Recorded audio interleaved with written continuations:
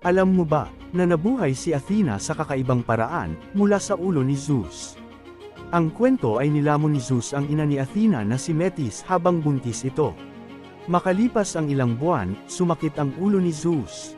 Kaya't inutusan niya ang kanyang panday, para buksan ang kanyang ulo, gamit ang isang palakol at doon ay lumabas si Athena na fully grown at may suot-suot ng baluti.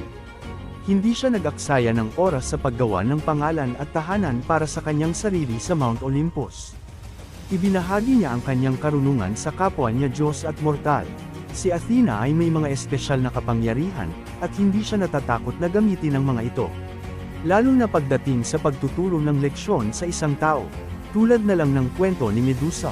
Isang batang babae na may malaking kaakuhan, madalas ipagmalaki ni Medusa na siya ang pinakamagandang dalaga sa buong lupain. Nang mapansin ni Athena ang kanyang mapagmataas na pag-aangkin, ginawa niya ang gagawin ng sinumang matalinong diyosa. Ginawa niyang halimaw si Medusa, na ginawang pugad ng mga sumisingit na ahas ang kanyang mahaba at magandang buhok.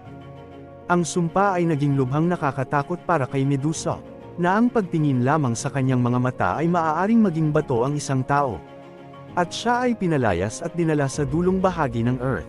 Sa iba pang kasulatan ng lumang Griego ay, si Athena ay isa lamang sa 3 birhen na diyosa, kaya nanumpa si Medusa na mananatiling birhen habang pinaglilingkuran niya siya.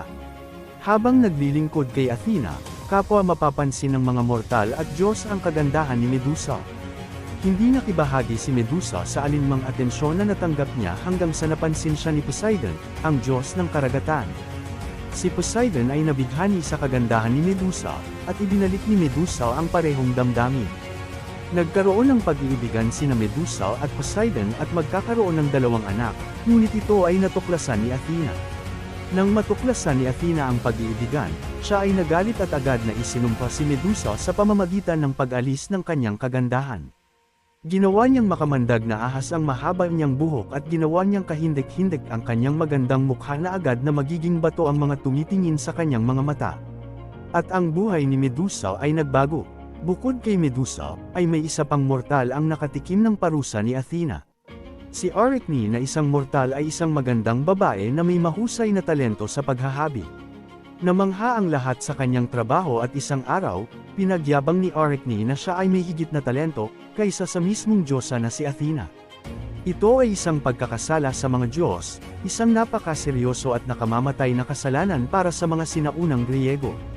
Kaya naman pinarusahan ni Athena si Arachne, ginawa niyang gagamba ang mortal na si Arachne, para maghabi habang buhay.